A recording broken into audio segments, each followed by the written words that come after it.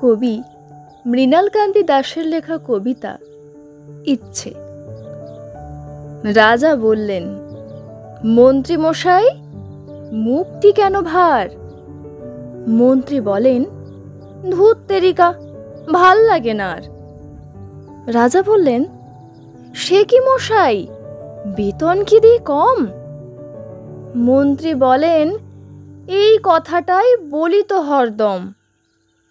রাজা বললেন, এ মাস থেকে 100 দেব আরো। মন্ত্রী বলেন, আমি কি তাই চেয়েছি একবারও? রাজা বললেন, চাননি, কিন্তু ইচ্ছে 16 আনা। মন্ত্রী বলেন, এতেই আমি আহ্লাদে 8খানা।